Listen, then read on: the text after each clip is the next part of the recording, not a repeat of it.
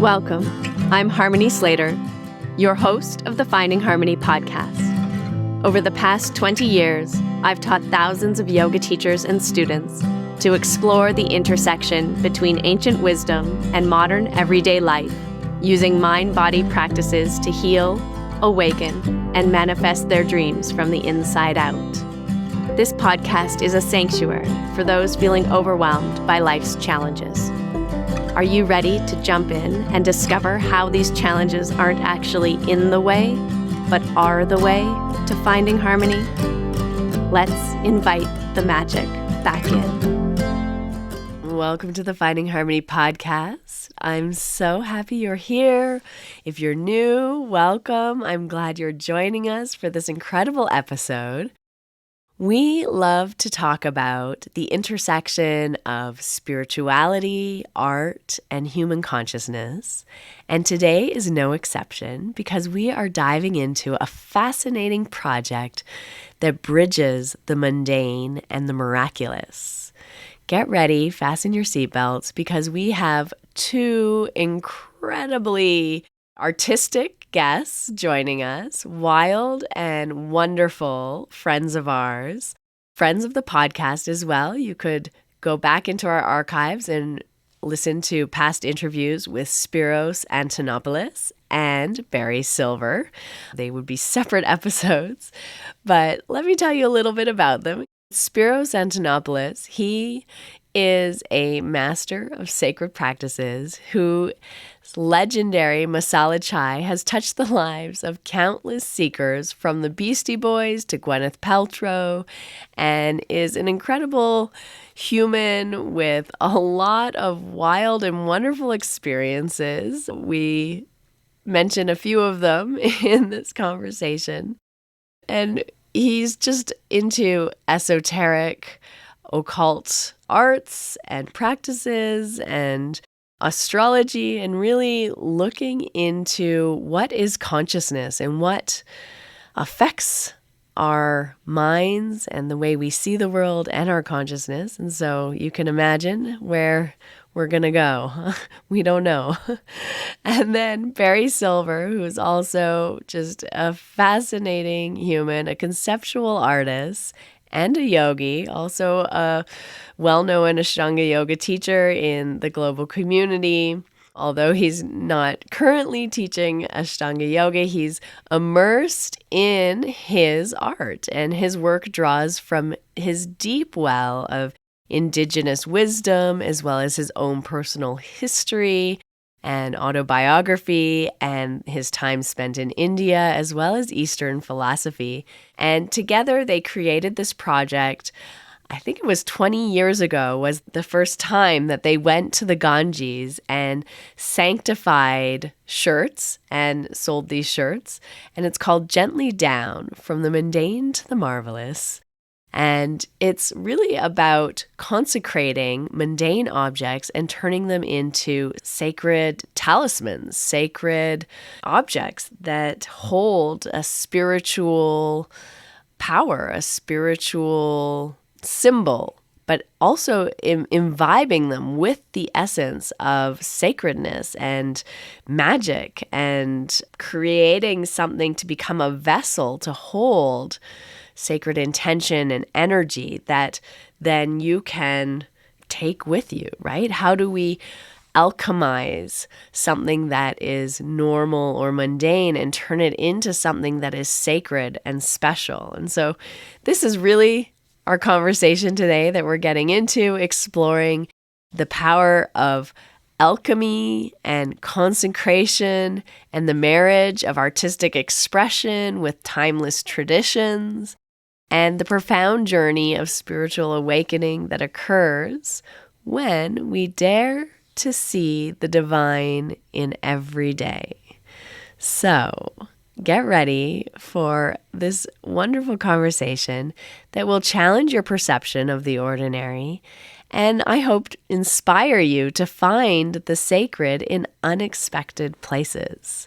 And if you would like to know more about their project, if you would like to contribute or you can have remote prayer invocation. You can send that to them and they will take it to the holy men in India. They're right now, as we speak, at the Kumbh Mela site.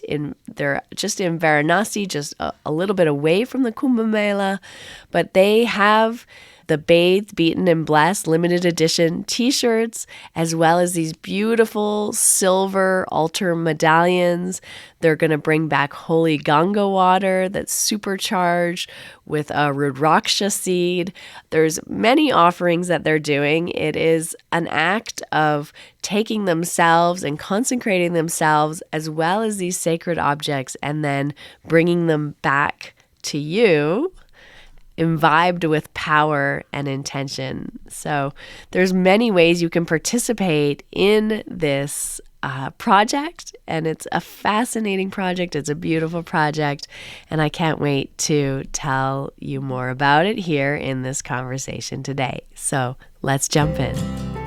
Hi, welcome to the Finding Harmony podcast. We are here today with two very, very special people, Spiros and Barry. Hello, my friends. Welcome. Those of you who are fans of the podcast, super fans out there, you know, you both have listened to both of these podcasts. They're extremely entertaining and out there.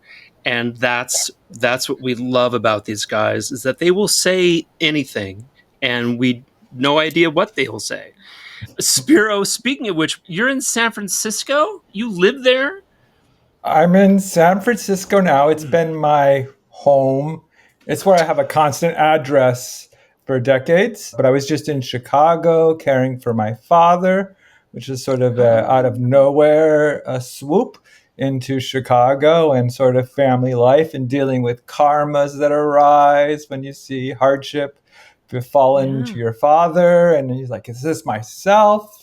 Or I can see the genetics and I can see those weird idiosyncrasy patterns, those gestures that you do, I also do. What are the roots? Are they the same or different? It's been challenging and also compassionately helpful.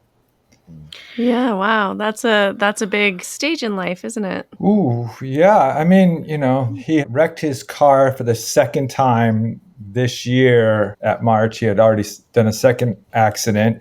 And my sister was overwhelmed with family and stuff like that. So I was pulled in, came out of Costa Rica where I was teaching yoga and started this whole new life of contemplation and care for the father who had lost memory, couldn't complete a thought at first. And then we went through the process of him sort of recalibrating and coming back. And you know, I talk to my father like once a year for the past decades.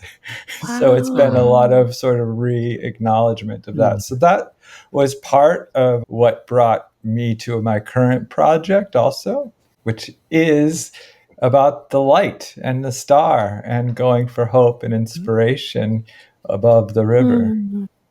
Yeah. And you're doing that with Mr. Barry Silver, who's, I think, your mother killed your father, if I'm not mistaken.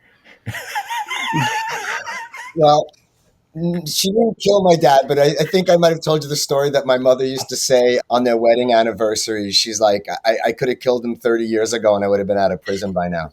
Yeah.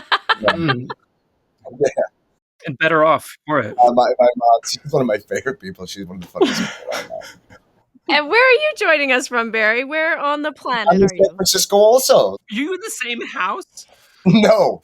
I'm in a trailer park in kind of like probably the coolest trailer park you've ever seen. By chance, life brought me to San Francisco a couple of months ago. I'm doing a residency, an art residency here. I also attended a 1-week program out in Petaluma, which is a really deep dive 1-week drop-in, which was a dynamic experience, a place called the Hoffman Process. And so that all kind of aligned. And by chance, it happens to be Spiros' primary abode. And so now we're both here. And so I've had an opportunity. I've been doing did a really fun on-site project. And there's Airstreams and trailers, and each one was allotted to a different artist to submit different designs. So of course I submitted some, it's like a really kitschy, like the Barry Lama Bollywood honeymoon suite, like mid-century. It's really funny and it came out really good. I'm very pleased with that. So the last few months, I've been here. The trailer I'm staying in right now is called the Wabi Bari trailer, and it's built out in this funky Japanese style, which of course I feel very much at home at after living Amazing. in Japan for 7 years.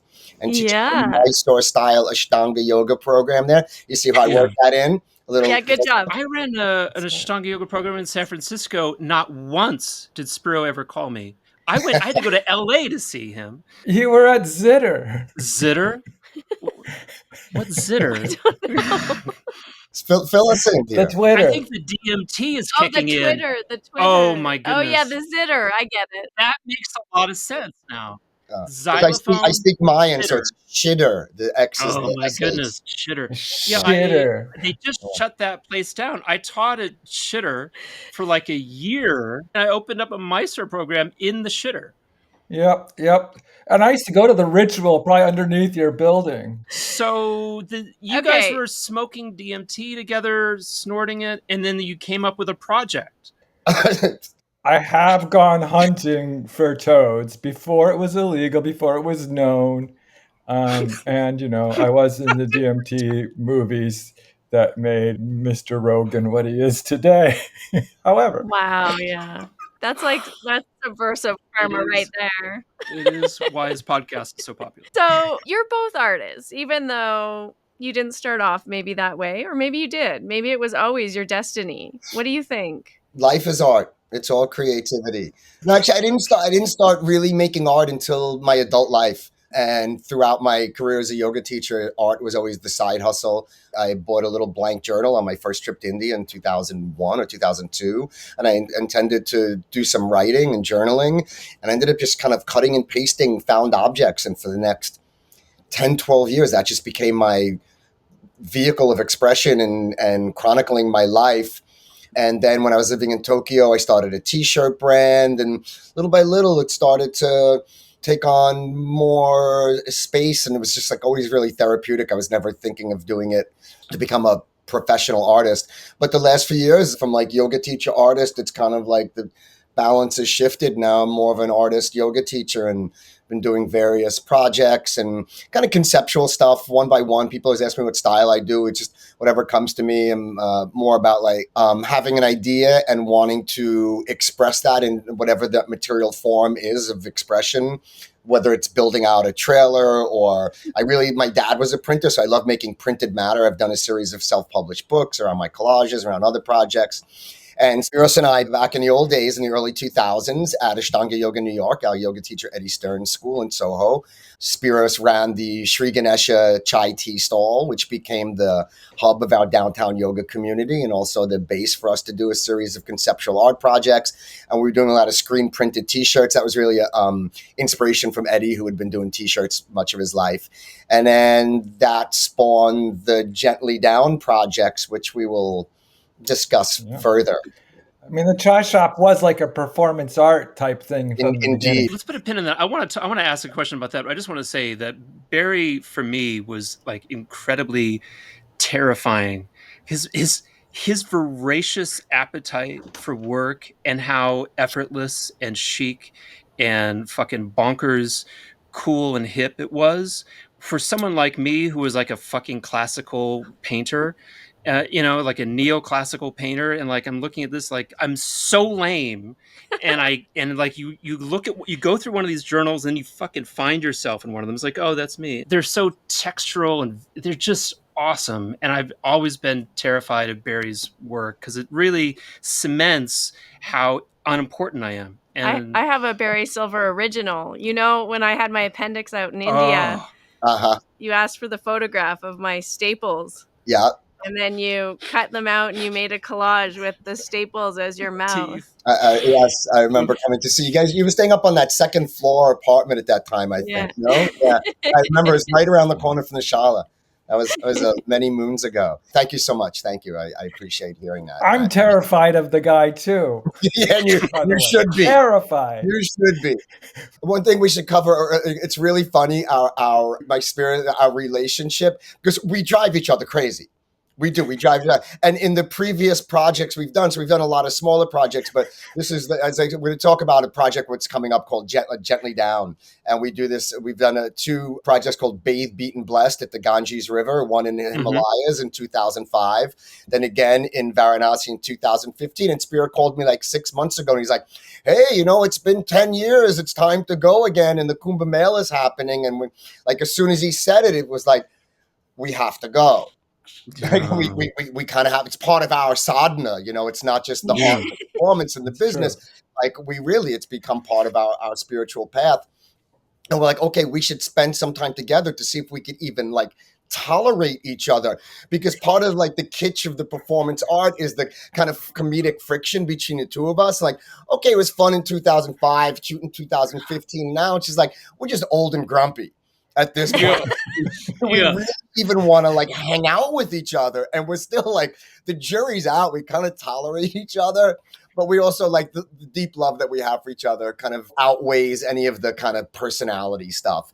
So the performance art piece is it's a stand-up routine that you're doing at the table. Indeed.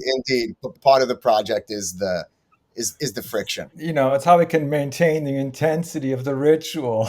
It's just because we do stand up to like take an edge off of it a little bit. In 2005, I like stopped talking. It became a mountain. Oh my God. I just couldn't handle Barry so much. I just took a vow of silence in the middle of the project. Insane. I was we were hiking in the Himalayas. I was throwing rocks at him.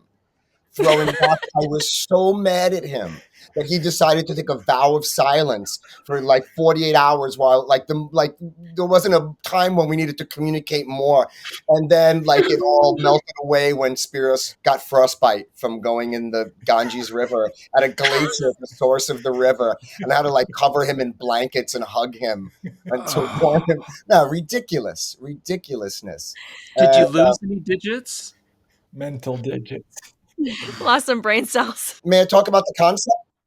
Yeah. So the project, the overall umbrella project, we call ourselves Gently Down. And these projects are called Bathe, Beat, and Blessed. We take 108 shirts to the Ganges River. We have them bathed in the river to remove all its past karmas and impurities.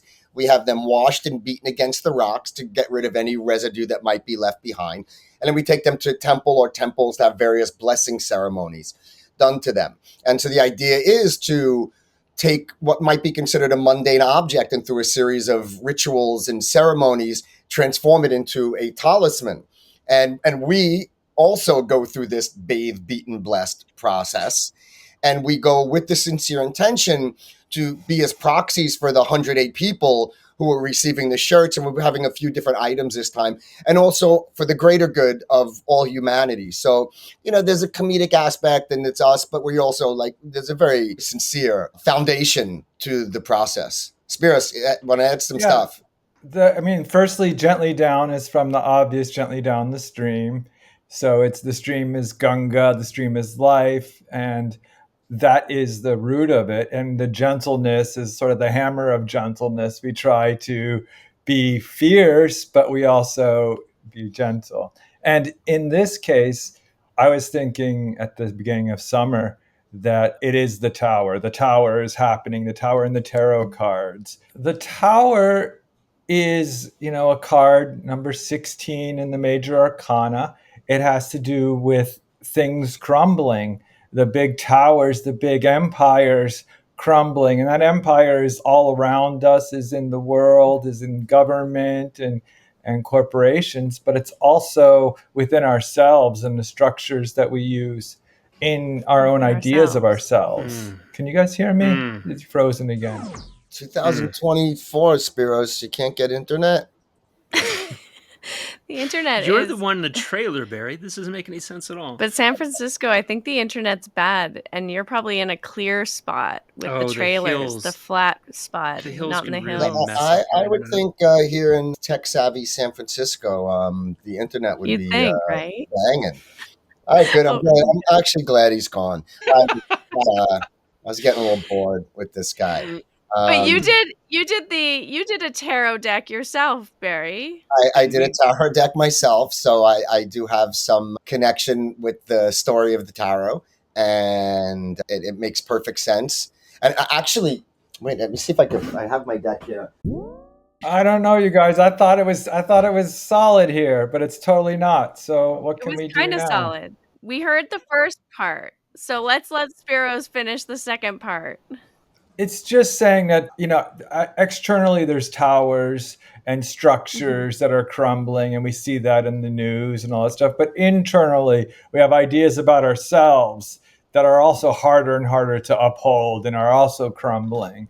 And so these mutual things are happening within ourselves and within our relationships to others. And so the idea is, within the crumbling, how do we find something new? Spiros, both your video and your audio are roboting out. You're freezing. You know what? Spiro, turn off your video. Maybe that'll work. Oh, look at Barry brought out his tarot, the star and the tower. I apologize for him. No, it's totally it's totally fine.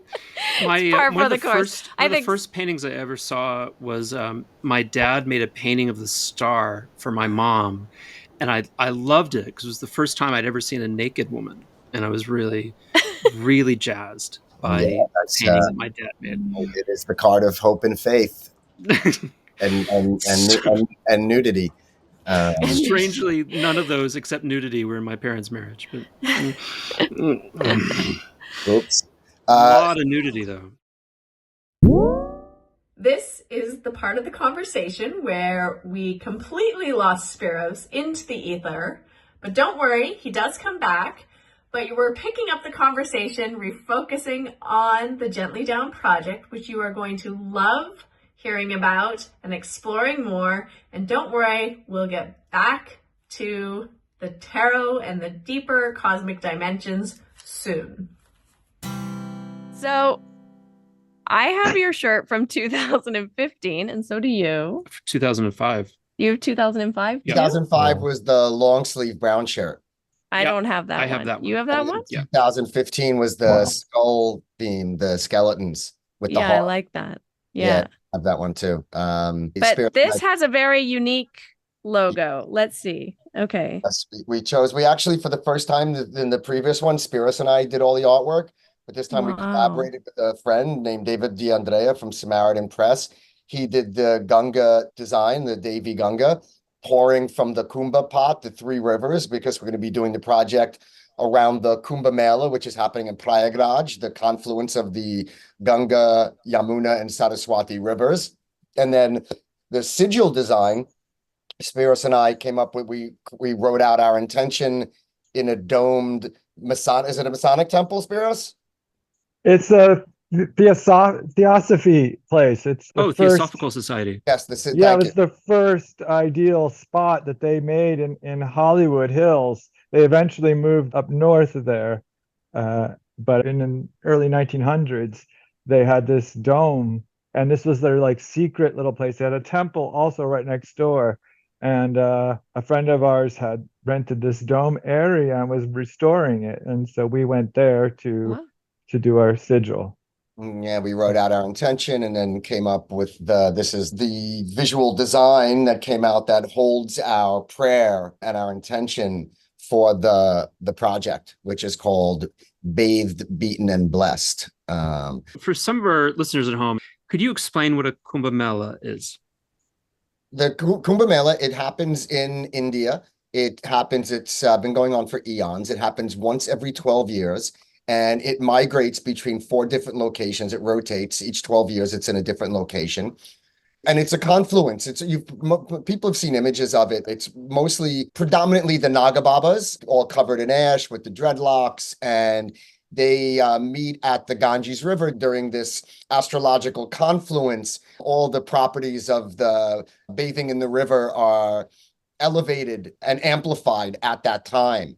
And last Kumbh Mela, 2013, right, 12 years ago, it's a 40-day period where the festival takes place. They say it was the largest gathering of humans in the history of mankind. They estimated 120 million people came to bathe in the Ganges during that 40-day period. So this year it'll be taking place in an area called Prayagraj, which is just theoretically just like 2 or 3 hours from Varanasi, where we'll be based. But during the Mela time, it's getting to and from could be a bit of an adventure. So we're going to be doing it around in the proximity of the Mela, and also dipping into the festival and taking the shirts and a few other items to go through this process of being bathed, beaten, and blessed. Spiros, you want to explain that process? I mean, we're basically consecrating the pieces by taking them through a process ourselves and through the process within the pieces and clearing the spaces, pulling in the stars and the grahas and asking for a little wiggle room and pulling in the deities that are around the deities of the rivers, and then asking for the best of intentions, the North Star, the star, the Venus star, the brightest light that we have, with the views that we can hold and the inspirations that we can share with our fellow folks. And that's the sort of weaving that we do. That's the tantra that we're imbuing and we're sharing with our friends. We're sharing light, and that's the main intention. I wanted to talk a little bit about the image that David made, because Yeah. it's based not only on images of Devi, of the Ganga Devi, but it's also based on the classic images of the star in the tarots by Pamela Coleman Smith. And that's why there's a pot. The pot is also our body. And there's a monster that Ganga Ma, the Devi, rides. It's a monster. It's a crocodile, or in this case, it's more psychedelic. It's more about the monsters that we see in our life. And in some sense, it's like the tumbling of all the monsters and all the like towers that we carry, that we see. And then Gangama, she rides it. She's like, that's her ride, is that which is tumbling. And she gets on it and she rides it. And so we're trying to bring those type of feelings to the pieces that we share with others, in a sense. And I mean, you have a great knowledge of Jyotish or Vedic astrology. And Barry, you created your own tarot deck. And it seems to me that you're combining these things when you're talking about the tower card and the star card and this tumbling of authority and structures of, I guess, hierarchy, and this coming of the light and the inner star and the inner light that we all have, and this very special time in, I think, history in astrology where maybe you can explain it. I think Pluto shifted into Aquarius, or something's shifted into Aquarius, and now we're liberated. I don't know. Tell us. There's different structures. I mean, in India and for Jyotish, we mostly follow sidereal astrology. So it's about 23 degrees earlier through the precession of the equinoxes.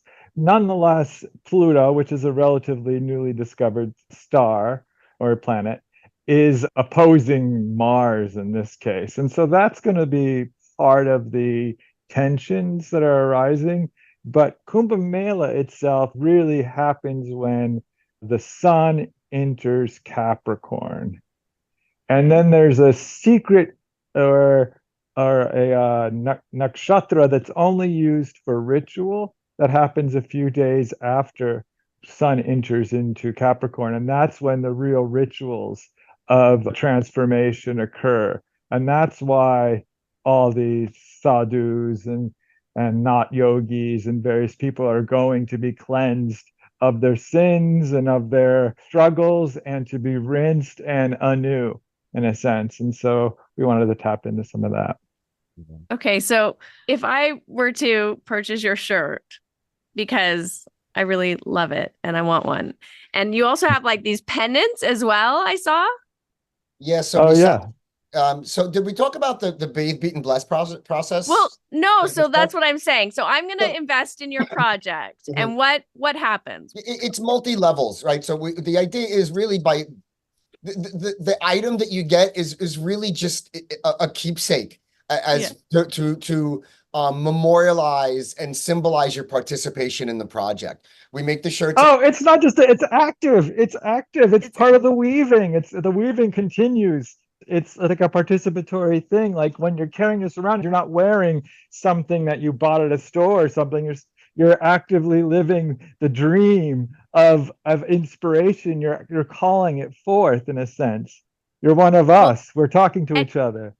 And you said that you're essentially making it a talisman. What does that mean? How do you do that? Oh yeah, those are amazing. It's upside down, Spiros. Well, there's no right side up. I designed the damn shirt. For me, as a right side up. See, no. The shirt has a way. I like it. I like it this way. I was going to ask Spiro in how, if he could define and identify himself as an artist in which capacity, but he just told us he's just that experience of living an embodiment of a moment through an action is the act of art making. Indeed. Living the experience, living the art. And as Harmony was saying before, such an opportunity to pull in from so many of the different traditions and practices that inspire us both. And then also for me to pull in the art, the performance, the yoga, the spirituality, the travel, the community, the friendship, like all that stuff. It's such a great opportunity to just because I go through times in life, I lived quite a diverse life. And sometimes those different parts of me feel somewhat fractured and even polarized. So to have these opportunities to pull it all together, both the practices and inspirations, as well as the different crafts and things that we do, it's really very powerful for me. It's also very healing on a lot of levels. One thing I wanted to say about the coins. Well, we can talk. I wanted to talk something special about the coins at some point. Go ahead. Tell me something special about the coin. I want to hear. I want to hear. Well, the coins. I mean, first of all, they make a great sound, which I don't think we can hear, and we'll have to make some videos, some like ASMR style videos of just the sounds of the coin. But it's also like a charged object, a metal object that is activated not just by putting it on your temple or in your spiritual zone, but also activated by the act of giving, because it is a coin. And so in some sense, the letting go of it and the giving it of someone else who may actually want some of that light charges it, not just for you, but for everyone who holds the coins, and in a sense keeps it alive. And so I think that's a cool thing about coins in this sense versus the coins that you collect and hold as your own thing. This one is activated not only by giving it to Ganesh or whoever's on your altar, but giving it to others who might be in need or might actually be inspired by the same activity, have a light, an inspiration, a hope that they want to carry. Oh, I love that. I love that. Right on. I'm so selfish. I just want one for me. That's why I'm letting them come along for stuff like that. I'm bringing them along. I wonder if you could circle back around to the tarot again and talk to us a bit about the tower and the star, which unfortunately was cut off a little bit earlier. And if it wouldn't be too onerous a task, if you could just dive in one more time to us as if we were completely different people, which of course 10 minutes into the future we are.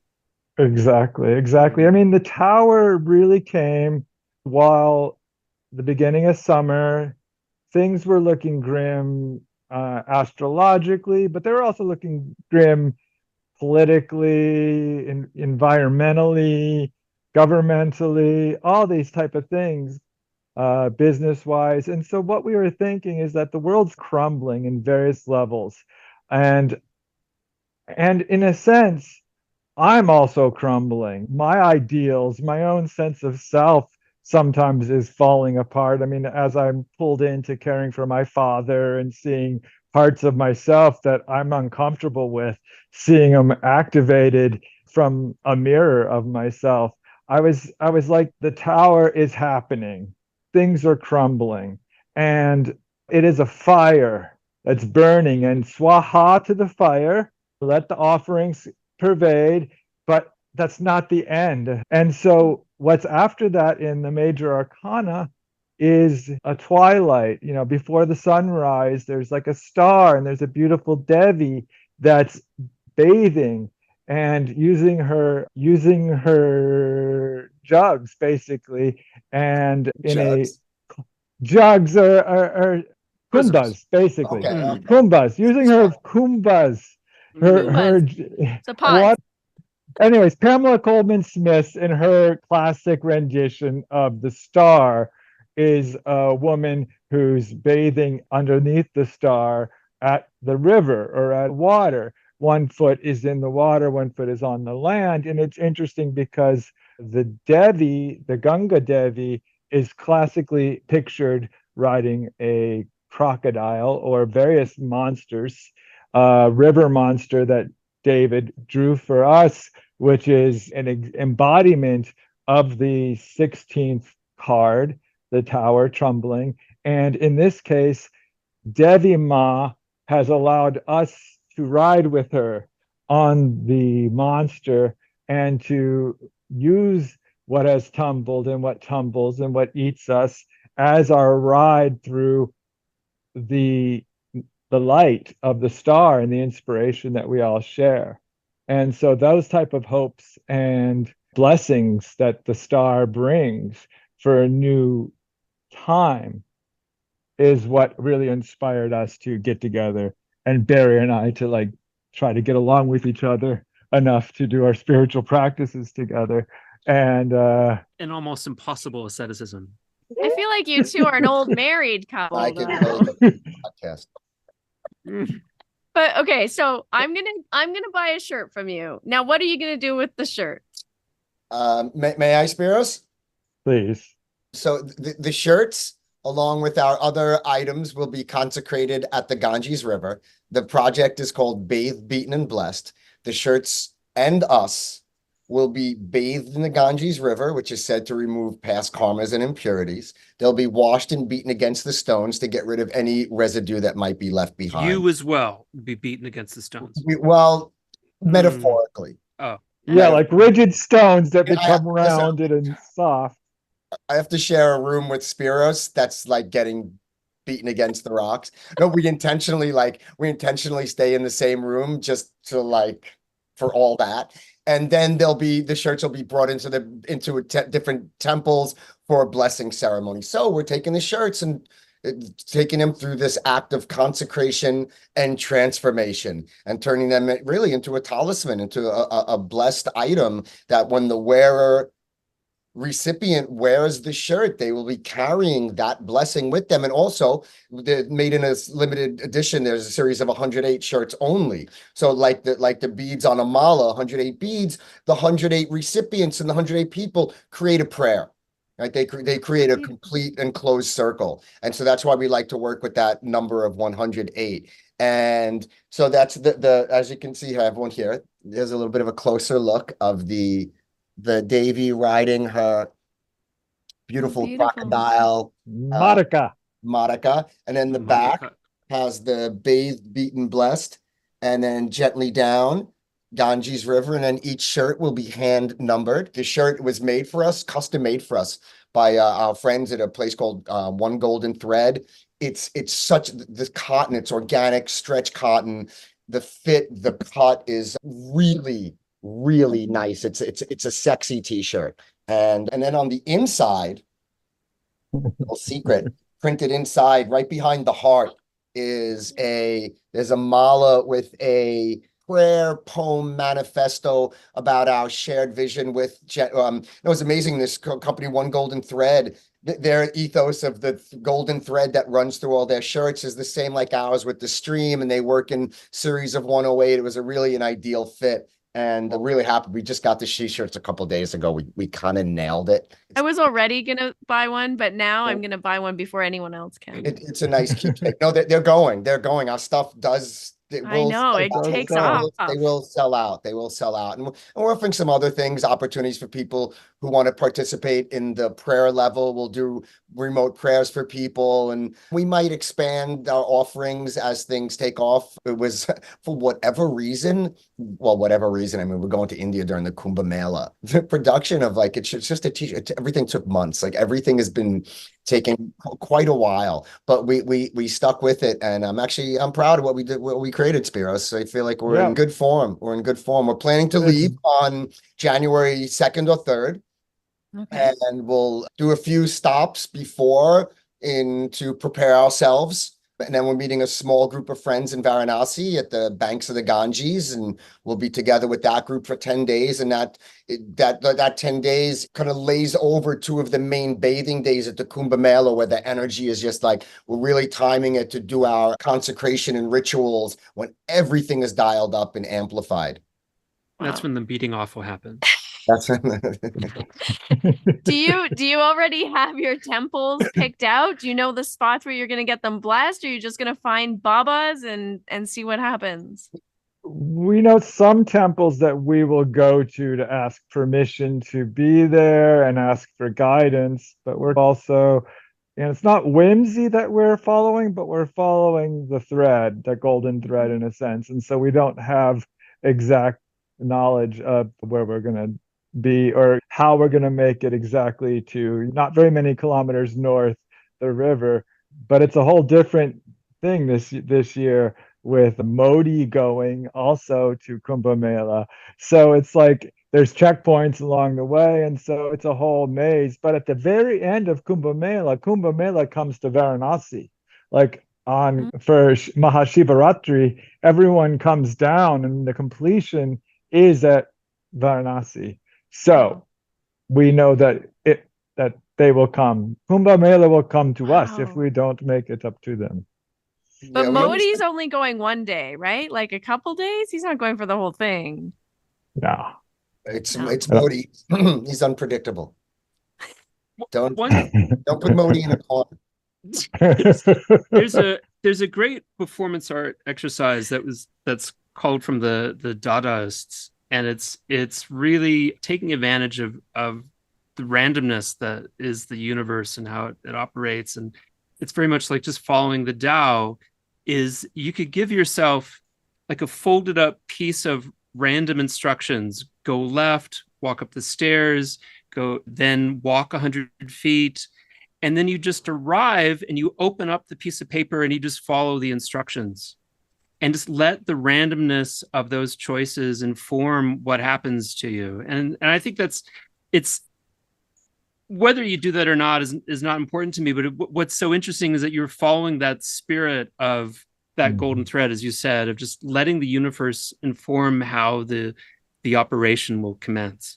Indeed. The first time we went, we had absolutely no roadmap, right? People forget, like 2005 was the infancy of the internet. And when we first started meeting for this project, we were talking about how we were really pushing the edges of social media payment platforms, things that are all set up now, Shopify, PayPal, social media. Like we had plans to do, we really meant to like follow us along. We will live feed along with this project, and everything from PayPal payment portal, they literally called us up, right? Back in those days. And we're like, they held our money.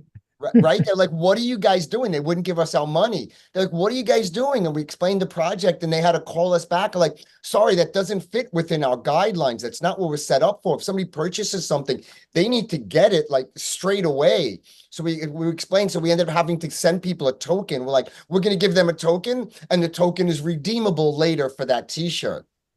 And then once we got to India, we started in Haridwar. Once we got north of Rishikesh in the Himalayas, we had no internet, nothing. And I lost the card for the camera. And it was like 10 days of complete blackout. And everybody just thought we took their money and left. But we got it together. We got it done. Now we nailed it. And the second time, so we had a little bit more of a template, knew what we were getting into the second time. But when we went to Varanasi in 2015, we brought just a printed t-shirt, and we did a lot of augmentation on the t-shirt. We had the label printed there and some beadwork done. So that was a lot of effort. So this time now we know a little bit more what we're getting ourselves into. we know. But we also got a lot of like the swamis and people, like they were totally into the project. We suddenly had like all these people that were helping us with Gangama, and they were like calling each other, and we were in the other forces' hands entirely. We had our friend Robert Moses put us in touch with some swamis in Uttarkashi, and we showed up there with the project, and they were a little standoffish at first, like, who are these two gringos coming here and what are they up to? But little by little, with more time and understanding what we were getting into, they embraced us and we embraced them. I love that crew. All this Shivananda Swamis up in Uttarkashi. Yeah, they took us all the way up to Gangotri. They like made phone calls. They got us places. They really like opened up doors arranged for our blessing ceremony. We did the blessing ceremony at the temple in Gomukh, which was at Gangotri. And then we hiked to Gomukh. Now it's fantastic. Yeah. And also, I haven't been to India in probably 6 years. This is like the longest stretch since my first trip that I haven't been back to India. Yeah. Yeah. After so many years, I've spent like 15 years of my life, at least 2-3 months a year in India the last few years. I'm like, let me go see a few other places in the world. Yeah. So I'm excited to go back, especially Kumbh Mela. To go with and it's the Maha Kumbh Mela too. It's the big one. Big one.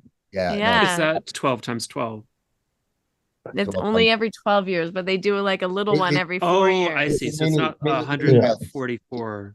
Yeah, they do mini melas every 3 or 4 years, I think. I'm not sure. I think it's every four years. No, but it's exciting. Is it 3 or 4 years? I'm uncertain. Spiros, do you know? I think it's every 3 years in 4 different places. Right, so it rotates 3 years in the 4 different places. And the fourth place is the Maha, and it rotates out that each 4th year is in one of the different locations. Yeah. Correct? Yeah, something like that. Yeah.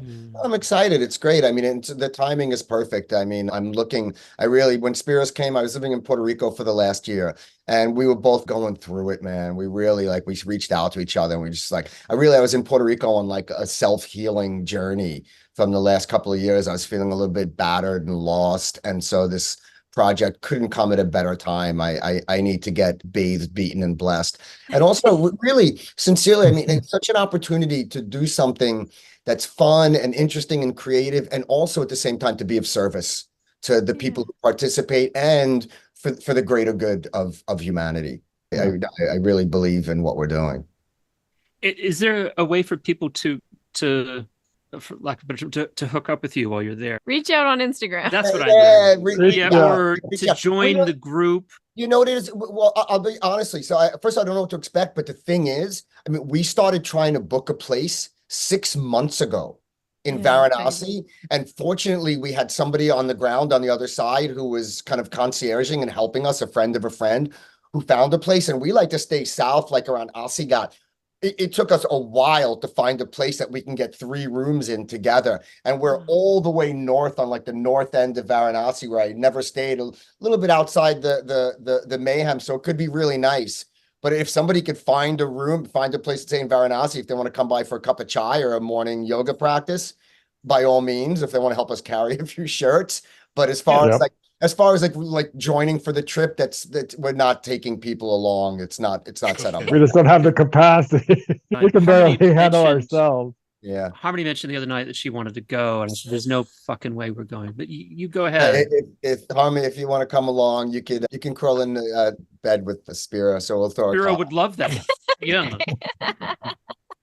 Snuggle. But seriously, like any sort of help in our guidance, we're like a mess. Both of us, we're following the light, but it's going to be heaviness. There's going to be a lot of obstacles that come up.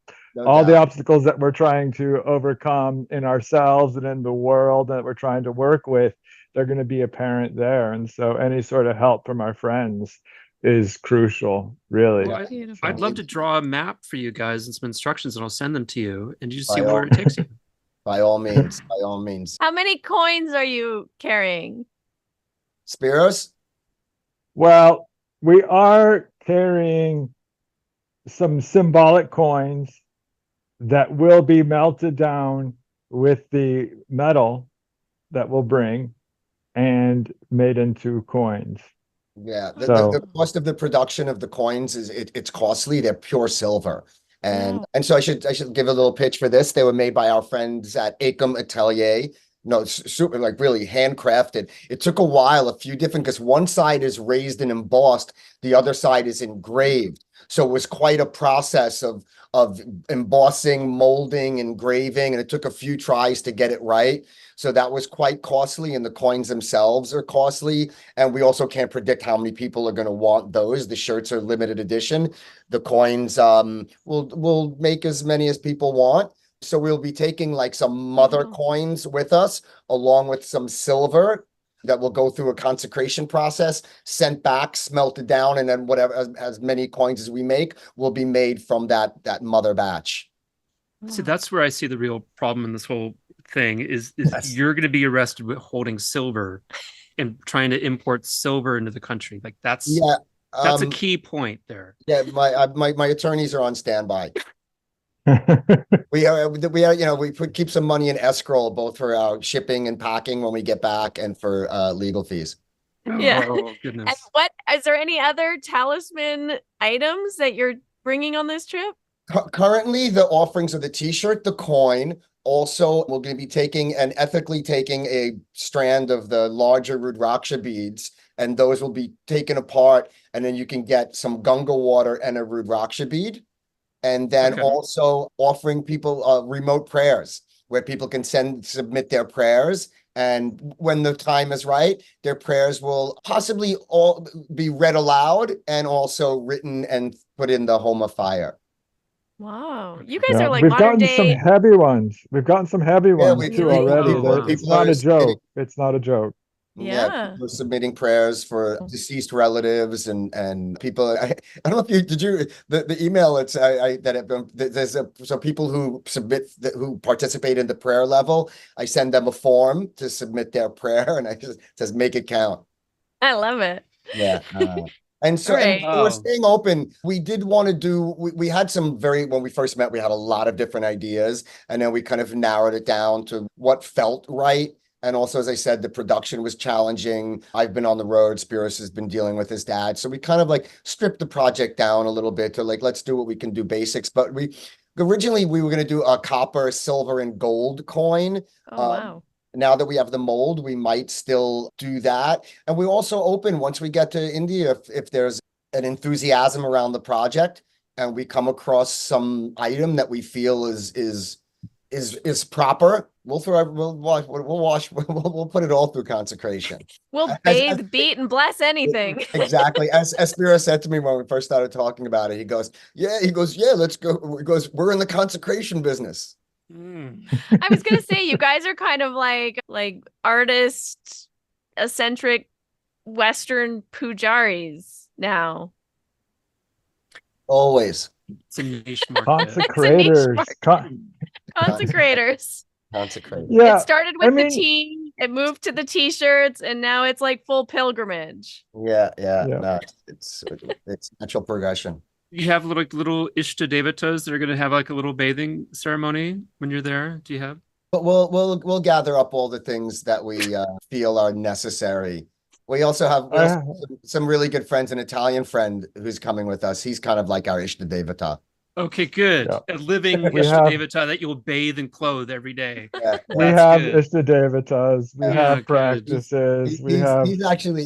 He's the real yogi. Well, this is Yeah. our living present God. We have to keep him, quiet at night, locked up. So that's good. Yeah, he's primed. There's also the sun that goes into Capricorn. Capricorn is also about manifesting and bringing down to earth. And then the sun is sort of in our heart in some of the old Hatha Yoga texts. And so it's the sun that we all share, but it's in each of our hearts. And I think of that a lot as a guiding principle, not the star, but it is a star from other galaxies, in a sense. So I bring that as an Ishtadevata as well. I mean, it's a scalding, not always kind, but it gives the life that we have on this planet. So it's in our heart. So I like My- that equation. Nice. I mean, I can give you a close up just to show. So this area of the, where am I? This area of the design. So this is the constellation of star. Capricorn, and this is the star. So the Devi, as Spiros was describing, that tarot card of the goddess riding out her monster demon at the banks of the river, 1 foot in, 1 foot out, underneath the star. Oh, that's Oh. so beautiful. My And you- ex-wife was a Capricorn and also a scouting, grounding presence in my life. Also on that picture, there's All right. also the 3 rivers, the 3 rivers And yes, those are the which 3 meet. rivers coming out of the Kumbh. You could see here's our Kumbh pot, Oh, yeah. and the 3 rivers being poured out. Yeah. Beautiful. It looks just like Pittsburgh. That's Exactly. Beautiful. Do you think you'll make Wow. it up to Prayog? Is it? I think so. Yeah. I think so. Yeah. We were originally thinking about doing it with the whole group. Our concierge had made it sound quite simple that we could take a boat upriver and be day trippers, and we have some people on site at the Mela that would host us for the day or even overnight.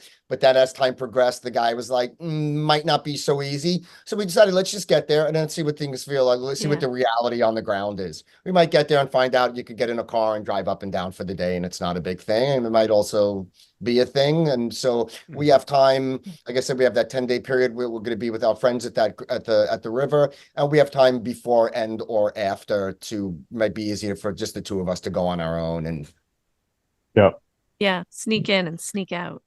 Magics. put us down and Slippery. get a wristband and get somebody to give me a wristband or like Yeah. the lick The stamp. Invisibles. We're like the Invisibles. Spiros is on the list. He's on the guest list. Yeah. I'm so curious. So it's 40-day festival. How many days will you be in India? Will you be there for the whole festival?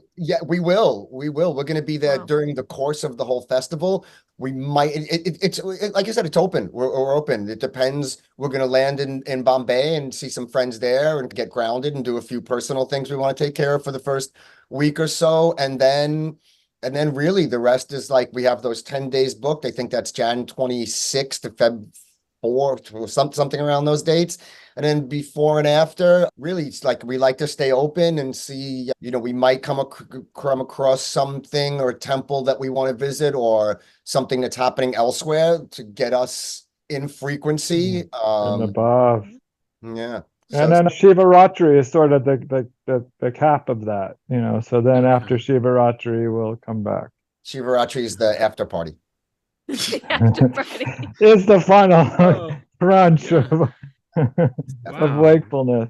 Yeah. Amazing. Yeah. Wow. You Well, can this do is some gonzo awesome. journalism about your time and Yeah. Can people follow along your adventures on? We're gonna be our social Instagram Spiros. If you notice, we're getting new followers. It's happening. So people Instagram. on our personal and the Gently Down Project Instagram. Perhaps you could post the links for the website and our Instagram. We will. Share all that. And we're gonna do our best. There's a Substack also that will be posting Substack also. stuff. Yeah. Yeah. Spiros loves the Substack.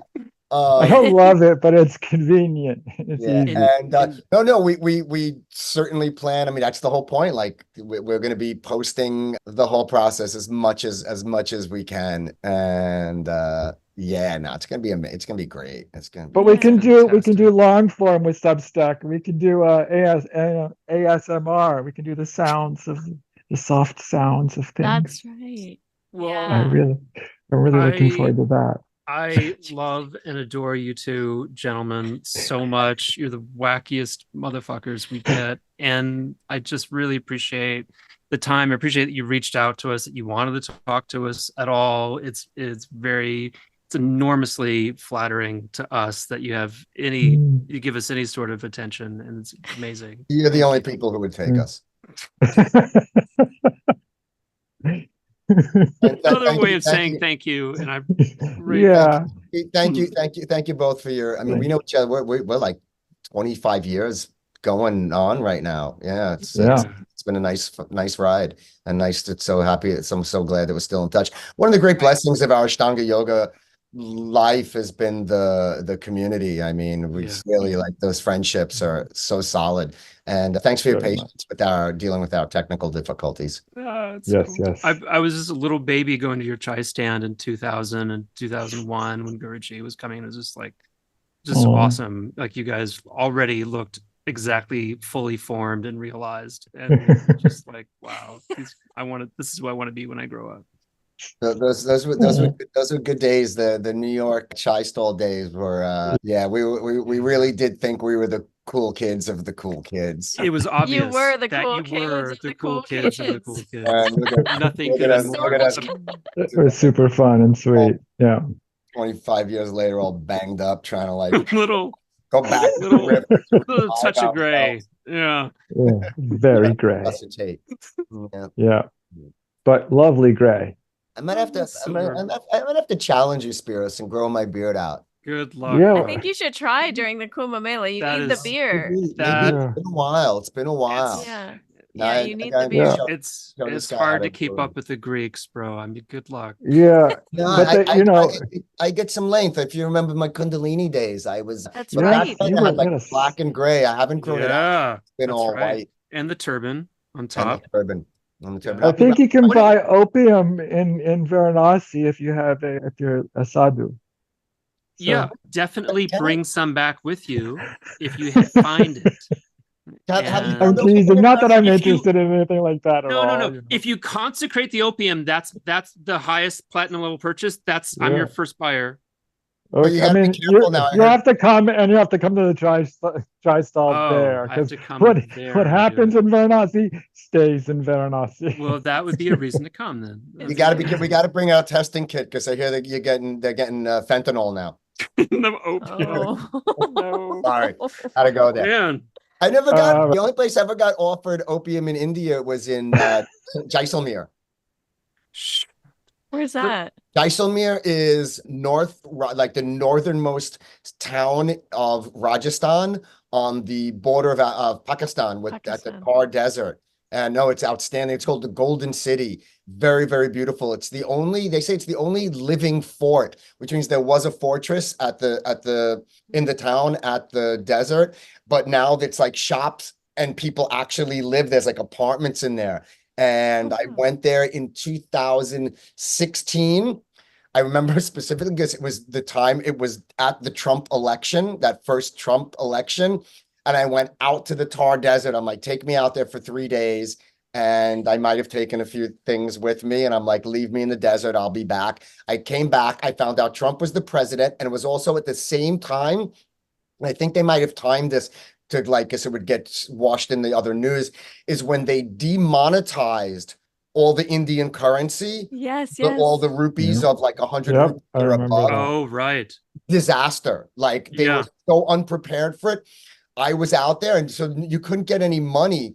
Fortunately, the place I was staying at was like a really nice B&B, and that guy had arranged with a car to me to get me back to at least a push car. And I'm driving on the roads and you're going through tolls and there were backups at the tolls because they didn't have change. Like Yeah. little things you think about. So it was interesting, right? So the places they couldn't take cash. So they were trying to tell you they wouldn't take credit cards because these places had been like cash businesses for decades. And Yeah, they centuries. maybe they reported like 5,000 rupees business for the year. And suddenly like they're taking credit cards. Like, Yeah. anyway, it was a very interesting time and tricky way to navigate because I was at the edge of the desert to get my way back and through Rajasthan. And that was crazy. Anyway, Last time I took opium was in '93 in Chicago, and I had to go pick up my mom from the airport. And at the O'Hare Airport, in Chicago, I missed it. And I drove to Milwaukee. And when I entered the city limits, I started crying. I was so upset. Where is the airport? I don't know where the airport is. Well, I'm sure Mother India is going to throw you a few interesting curveballs while you're there. no doubt, especially Good luck, if you guys. start smoking. Thank you. Yeah, Yeah. stay away from the opium. We're your first call if you need something. If you need anything, Yeah, we're I'm your first call. gonna lawyer up. Thank you. Thank you Thank so you. much. All right. Thank you guys for putting up with Thank us. you. It's always our pleasure to connect with you. Mm. Yeah. Yeah. All Is right. that what we're doing now? Peace. Right. Is this? No, they do like this. Oh yeah, do like but I'm this. holding my phone. No, the kids do it like there's a new one now. They do How? it this. Oh, I made Um, hearts. Mm. Oh, there you go. Oh, yeah, Yeah. that's a vagina. Okay. No, that's no, there's a new way that the kids do it. It's like this, I think. with claws. There you go, like that. I like this Yeah. one. That's like a baby heart. Oh, a baby heart. I thought it was the baby violin. This is how much I care about your baby heart. We got anything else we can show you while we got you on here? No, that's about it. No. We'll see you all Okay, later. well, we'll put all the links for all the things, and I'll be sure to order mine before I post those links. Oh, great. I love it. I Thank love the you. design, you You guys in guys. It looks Canada? magical. Do you We're have in a US? Canada. You have a US mailing address it could be sent to? Right Yeah. now, yeah, we're not. Actually, Spiros, we need to talk about that next. The international shipping fees and stuff is like such a nightmare Yeah. for us right now, and to like the fees that they would offer now could be dramatically different from when we ship. What are you showing me? So That's my newest painting I'm working on. can you get it? Oh, it's beautiful. Look, that looks great. Mm. Yeah, we need to see No, that's big. just the dead Oh, guy. That's just the guy. I wanted the skull too. Oh, The the skull's skull part of the down there. oh, painting. the skull. So is it paint- Yeah. it's like I'm a so painting. I'm It's so a happy painting with the of a skull. painting. Is that a painting of a painting, or the skull is sitting on the? Is that an actual skull sitting on the dresser? The skull's part of the painting. This is all part of the painting. Ah, so I love that painting in a painting. Painting and a painting, yeah. And are you the figure? That's No, that's this Italian guy that was my yoga student. He wanted a portrait of himself. So I had him. Wow. I made him do the shavasana for the dead. Beautiful. Yeah. So Where we're all heading. that's right. That was just so amazing. What a fun conversation. I learned so much, and I hope you did too. If you would love to go deeper and take your practice off your yoga mat and into your life, into the world, starting to learn more about pranayama, developing a regular practice, chanting, tuning into the vibrations and the Sanskrit mantras, as well as looking at some of the more esoteric philosophical concepts, come on in to my Inner Circle mentorship. This is a private community that's online. I offer weekly Mysore classes in addition to these monthly workshops and special programs. And you can find out all the information when you join the Finding Harmony community. Head on over to community-harmonyslater.com. Join the community and come on into my Inner Circle mentorship. I would love for you to be a part of this beautiful space and start growing into the full richness of this yoga practice together with me. That's it. We've concluded another episode of the Finding Harmony podcast. I just want to thank you so much for doing the work that changes the world, starting with yourself. It truly does make a huge difference. Please make sure you have your automatic downloads turned on wherever you listen so you don't miss any of the upcoming episodes. I have so much more magic I can't wait to share with you. Lastly, if you're on Instagram, I love connecting and hearing from you. So come on over and say hello at Finding Harmony Podcast. And you can also come say hello to me personally at Harmony Slater Official. Thank you again for being here. I cannot wait to share more with you in our next episode.